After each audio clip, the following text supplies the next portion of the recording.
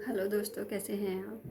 आज मैं आपसे बहुत ही एक इम्पॉर्टेंट टॉपिक के बारे में बात करना चाहती हूँ। स्ट्रेस और एंजाइटी के बारे में। और हमारी ज़िंदगी में कुछ बीमारियाँ होती हैं, हम लोग स्ट्रेस रहते हैं, बहुत कुछ होता है। तो ये सब क्यों होता है हमारे साथ में। तो इसमें ना आज हम स्पिरिचुअली थोड़ा सा डीप जाने की कोशिश करेंगे। और मैं जो भी कुछ कर रही हूँ अपनी स्पिरिचुअल जर्नी का जो मेरा एक्सपीरियंस है वो मैं आप लोगों के साथ में शेयर करना चाहती हूँ, ताकि जिसको भी मदद की ज़रूरत है, इस गाइडेंस की या इस सलाह की ज़रूरत है, मेरे थ्रू डिवाइन वहाँ तक पहुँचाए। ये मेरी इंटेंशन है आज इस वीडियो में। तो जैसे कि मैंने अपनी इस जर्नी से जाना है कि जब से हम इस दुनिया में आते हैं और थोड़ा बड़ा होना शुरू होते हैं, तो हमारे साथ में बहुत सारी मेमोरीज अटैच होती जाती हैं, जो कि हम लोगों को पता ही है कि इस तरह से होता है। तो उसमें क्या होता है ना कि अगर बचपन में कोई छोटा बच्चा है तो वो हर्ट हो जाता है किसी बात से, किसी ने उसे डांट दिया है ना, कभी कुछ कह दिया इतना ज़ोर से कि वो उसको चुभ गई, बात कहीं अंदर जाके ना चुभ जाती है। और हम उसे थोड़ी देर में मना लेते हैं, या वो कुछ चाहता था ज़िंदगी में, कुछ जिद थी उसकी, ऐसी जिद जो कि उसे एकदम डीपली डिज़ायर थी उसकी, वो चाहता था, हम उसे दे नहीं पाए। तो उसके अंदर कहीं ना कहीं जाके वो मेमोरी रह जाती है हम अंदर, बच्चे के मन में। तो ऐसे ही जब हमारी अलग अलग स्टेजेस आती हैं ज़िंदगी की, हम थोड़ा बढ़ते चले जाते हैं, ऊपर जाते रहते हैं, तो हर स्टेज में हमारे साथ में जो भी कुछ घट रहा होता है, हमें जो भी कुछ मिल रहा होता है, वो कुछ भी हो सकता है। जैसे कि किसी ने जज किया, जैसे कि कोई बच्चा है या कोई बड़ा भी है, वो थोड़ा हेल्दी है ना, वेट थोड़ा ज़्यादा है, तो उसे चिढ़ाया जा रहा है, बचपन से ही उसे मोटी मोटी कहा जा रहा है, या और भी कुछ भी बातें हो सकती हैं। किसी का रंग थोड़ा सा डार्क कह लो कि इस तरह का है, तो उसे हमारे समाज में हैं इस तरह के बिलीव्स ना, नेगेटिव बिलीव्स हैं ये, कि उसे हम थोड़ा सा अपने से कमतर आंकने की कोशिश करते हैं, तो उसे उस बात के लिए जज किया जा रहा है। या किसी को बोलने में थोड़ी सी प्रॉब्लम होती है, थोड़ा शाय है या ला रहा है, किसी भी तरह की कोई प्रॉब्लम है, उसके लिए जब हम किसी को जज करते हैं, तो वो कहीं ना कहीं हमारे अंदर जाके, उसके अंदर जाके, जो जिसके लिए हम ये पॉइंट आउट करके बात कर रहे हैं, उसके अंदर कहीं ना कहीं जाके ये एक नेगेटिव बिलीफ के रूप में अंदर चिपक जाती है बात। ये उसका बिलीफ भी बन सकता है कि भाई मैं तो ऐसा हूँ, मैं तो वैसा हूँ, और उससे कम हूँ, है ना। और या फिर नेगेटिव मेमोरी के रूप में, एक दर्द के रूप में, पीड़ा के रूप में, घुटन के रूप में, फ्रस्ट्रेशन के रूप में। और धीरे धीरे ये चीज़ें अलग अलग तरह से हमारे अंदर से बाहर निकल के आती हैं।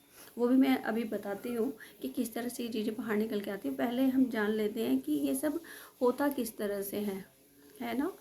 और जब हम बढ़ते रहते हैं, तो जैसे कि हम बहुत लोगों से इंटरेक्ट करते हैं, अलग अलग लोग हमें मिलते रहते हैं ज़िंदगी में। हम स्कूल जाते हैं, कॉलेज जाते हैं, शादी हो जाती है, इन लॉज मिलते हैं, और पेरेंट्स भी होते हैं। और हमारी आसपास की जो नेबरहुड होती है, सराउंडिंग्स होती हैं, उन सब से ही मिलके तो हमारा जो व्यक्तित्व है वो बनता है ना। तो हमारी मेमोरीज भी इन्हीं लोगों से बनती है, हमारी सराउंडिंग से बनती हैं कि आसपास क्या हो रहा था हमारी ज़िंदगी। तो इन सब से हमें क्या मिला, और हमने उस चीज़ को किस तरह से अपने अंदर एक्सेप्ट कर लिया, है ना, उसको हमने किस तरह से उस पर रिस्पॉन्ड किया। इन सब से हमारे अंदर मेमोरीज का एक बहुत बड़ा लंबा चौड़ा ना एक आप समझो बैंक बन जाता है सबकॉन्शियस माइंड में। ये सब कुछ हमारे इकट्ठा होता चला जाता है, और ये ब्लॉकेज हैं एक्चुअली, ब्लॉकेज के रूप में इकट्ठा होता रहता है कि जो भी कुछ हमने झेला, मान लीजिए किसी ने गरीबी देखी ज़िंदगी में, पॉवर्टी देख ली, है ना, तो फाइनेंसेस की उन्होंने प्रॉब्लम देखी, तो वो भी उनके अंदर एक इशू के रूप में अंदर जमा हो जाएगा। उसके बाद उसकी ज़िंदगी में चाहे कितना भी पैसा आ जाए, लेकिन कहीं ना कहीं वो पीड़ा, वो दर्द उसके अंदर रह जाता है। किसी ने कोई लॉस झेला, जैसे कि किसी के कोई पेरेंट चले गए, और सिबलिंग्स में से कोई चला गया, या कोई भी क्लोज वन, कोई फ्रेंड भी हो सकता है, कोई भी जो भी क्लोज वन है, कि ऐसा कोई चला गया, तो वो जो लॉस है उसका दर्द है, हुँ, उसकी कमी है, उसका अकेलापन है, उसकी वजह से अकेलापन है। अकेलापन कई तरह से हो सकता है कि कई बार ऐसा होता है कि हम कॉलेज में गए हैं और हमारी जो बैकग्राउंड है कि हम जहाँ से निकल के आए हैं वो कुछ अलग तरह का है ना? और जो नया बैकग्राउंड अब हमें एनवायरनमेंट मिला है, उसमें हम उतना अच्छे से एडजस्ट नहीं कर पाते। जैसे कि ऐसा कई बार उन लोगों के साथ में होता है कि जो हमारा विलेज से आते हैं, सबके साथ में मैं नहीं कह रही हूँ, लेकिन कुछ लोगों के साथ में ऐसा हो जाता है कि वो वहाँ से आ रहे हैं, विलेज वाले बैकग्राउंड से आ रहे हैं और थोड़े शाय भी हैं। तो वो जब कॉलेज में पहुँचते हैं या ऑफिस में पहुँचते हैं, जहाँ की एनवायरनमेंट थोड़ा सा डिफरेंट दिखता है उन्हें, तो वहाँ पर जाके ना वो थोड़ा सा अपने आप को इन्फीरियर महसूस करने लगते हैं, या उनको महसूस कराया भी जाता है। वो उतना एडजस्ट होते नहीं हैं वहाँ पे, तो कहीं न कहीं ये घुटन उनके अंदर इकट्ठा होती चली जाती है। अब होता क्या है ना कि ये जो घुटन है, ये जो हमारी पीड़ा है, दर्द है, किसी भी तरह का ये दर्द है, पीड़ा है, ये हमारे अंदर ब्लॉक्स के रूप में क्रिएट हो जाती हैं। जो हम बात करते हैं ना कि हमें सबसे पहले इनर वर्क में अपने ब्लॉक्स को रिमूव करता है, तो पहले तो जानना ज़रूरी है ना कि ब्लॉक्स होते क्या हैं, बनते कैसे हैं। तो ये सारे हमारे ब्लॉक्स हैं कि जो ये घुटन है, फ्रस्ट्रेशन है, पीड़ा है, अंदर से हम अपने आप को, दूसरों ने हमें जज किया, फिर हम अपने आप को खुद ही जज करने लगते हैं। ये इसी तरह से होता है कि दूसरों ने जो हमारे साथ किया वो फिर हम अपने साथ भी करते हैं। तो हम खुद को जज कर रहे हैं, हम उसको ऐसे महसूस करते हैं कि आई एम नॉट इनफ। जितना जितना कोई भी टारगेट अगर वो पूरा करना चलने मान लीजिए किसी प्रोजेक्ट पे आप काम कर रहे हो, आपको लगता है आप तो ये कर ही नहीं सकते, आपके तो कंट्रोल में नहीं है, आपकी उतनी कैपेबिलिटी नहीं है, आप उतने आपकी उतनी पावर नहीं है, या आप उतने क्वालिफाइड नहीं हो, आपकी इंग्लिश उतनी अच्छी नहीं है, किसी भी तरह से आप जज कर रहे हैं अपने आप को। तो जो ये जज करने वाली बात है, ये ब्लॉक क्रिएट कर रही है, ये ब्लॉक बन गया। किसी भी तरह की आपने पीड़ा झेली है, दर्द झेला है, तो वो भी आपके अंदर ब्लॉक बन जाता है। अब हमारे अंदर अलग अलग तरह के ये ब्लॉक्स बन जाते हैं। अब ये जो ब्लॉक्स हैं, ये कोई ऐसा नहीं है कि फिजिकल रूप में आपको दिखाई दे रहे हैं कि इतना बड़ा कोई गोला है वो मेरे शरीर में यहाँ चिपक गया, इधर उधर, ऐसा कुछ नहीं होता। एनर्जी के रूप में ये सारी जो एनर्जी है, ये सारा कुछ एनर्जी ही है, और एनर्जी के रूप में ही ये नेगेटिव एनर्जी के रूप में हमारे पूरे जो शरीर है, और सिर्फ शरीर की बात नहीं हो रही यहाँ पे, ये हमारा जो पूरा एक व्यक्तित्व है ना, पर्सनैलिटी जो बनती है, हमारे कई लेयर से बनती है। तो हमारे ओरा जिसे कहते हैं, तो ओरा के अंदर भी और हमारे चक्रों के अंदर भी, आपको पता ही होगा ना कि 7 चक्र होते हैं हमारे पूरे बॉडी में। होते तो ज़्यादा हैं, लेकिन मेनली जो हैं वो 7 चक्र हैं। तो हमारे सातों चक्रों में और हमारे शरीर में, हमारी ऑरा में, ये जो सारे ब्लॉक्स हैं वो अ, इकट्ठा हो जाते हैं, अलग अलग जगहों पे जाके ये इकट्ठा हो जाते हैं। तो ये क्या करते हैं ना आगे जाके, कि ये हमारे शरीर में बीमारियां क्रिएट करेंगे। किसी का आपने देखा होगा ना कि सर्वाइकल पेन है, तो भाई सर्वाइकल पेन हो क्यों रहा है, वो जो पेन हो रहा है ना, दर्द हो रहा है, आपको सर दर्द महसूस हो रहा है, घुटने में दर्द हो रहा है और कमर दर्द हो रहा है, ये सब तो सिम्टम्स हैं, ये बीमारियां नहीं हैं। ये अंदर जो ब्लॉक्स हैं उनके सिम्टम्स हैं। बताया जा रहा है यूनिवर्स की तरफ से, आपको गाइडेंस दी जा रही है कि आपके अंदर कुछ घुट रहा है, कुछ पीड़ा है, कुछ दर्द है, जिसे एक्नॉलेज करना ज़रूरी है, जिस पर ध्यान देना ज़रूरी है, जिस पर आपने ध्यान नहीं दिया।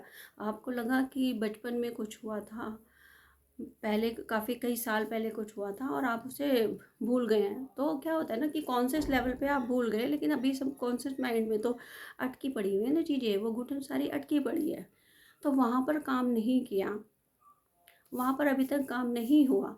तो वो जो एक्नॉलेजमेंट चाहिए बॉडी को हील होने के लिए, वो नहीं मिल पा रहे हैं। वो ब्लॉकेज अभी तक बैठा हुआ है जम के वहाँ पे। हुँ? तो इसलिए वो अपना सिम्पटम्स के रूप में निकल निकल के आ रहे हैं। गुस्सा क्रिएट कर हो रहा है ना? आप गुस्सा हो रहे हैं, अचानक हाइपर हो जाते हैं, अचानक रिएक्ट करने लगते हैं और चिड़चिड़े होते जा रहे हैं, फ्रस्ट्रेट आपको महसूस होता है, आपको लगता है कि मैं खुश क्यों नहीं हूँ। तो ये तो इमोशंस हैं आपके कि जिसके रूप में आपके ये जो ब्लॉक्स हैं वो सामने आ रहे हैं, वो दिख रहे हैं आपको।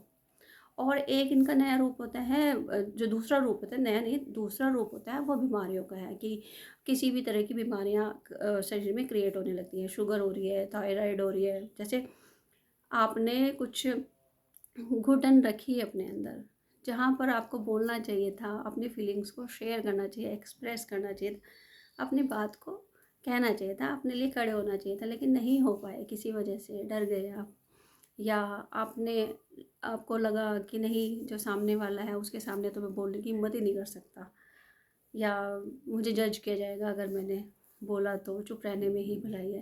तो आपने चुप रहने में भलाई तो समझी थी उस टाइम, लेकिन अपने साथ में भला नहीं किया, है ना? तो ये सेल्फ लव की कैटेगरी में नहीं आता, उसके अगेंस्ट हो जाता है। तो जब आप घुटे, आपने अपनी बात को रोक दिया अंदर ही अंदर, तो वो उस पल में तो आपने रोक दिया, लेकिन वो जो रोका था ना, वो अंदर रह गया कहीं पर, और फिर वो थायराइड के रूप में सामने आ रहा है। तो जो भी बीमारियां हैं, शुगर हो रही है किसी को, डायबिटीज़ हो रही है, या ब्लड प्रेशर हाई हो रहा है, या कुछ भी, जो भी प्रॉब्लम्स हैं वो हमारी एनर्जी ब्लॉकेज की वजह से होती हैं। अब करें क्या, इसके लिए तरीका क्या है? तरीका एक ही है कि भाई अपने ऊपर हमें काम करना पड़ेगा। आप अवॉइड नहीं कर सकते इस चीज़ को कि बहुत मेहनत लगती है, बहुत टाइम स्पेंड करना पड़ता है, लेकिन इसे अवॉइड नहीं किया जा सकता। अगर खुश रहना चाहते हैं ना ज़िंदगी में, फिज़िकली और इमोशनली, स्पिरिचुअली, हर तरह से फिट रहना है, तो अपने ऊपर काम करना ज़रूरी है, आज से ही शुरू करना पड़ेगा थोड़ा सा। तो इसके लिए जो मैं आप लोगों को पहले भी बताया है मैंने, और बताती रहती हूँ, आगे भी आएंगी इस तरह की वीडियोस, कि अपने ऊपर काम करना है, हमें हीलिंग की ज़रूरत है। ऐसी स्थिति में ना हमें हीलिंग की ज़रूरत है, हील करना पड़ेगा। हील कैसे करेंगे?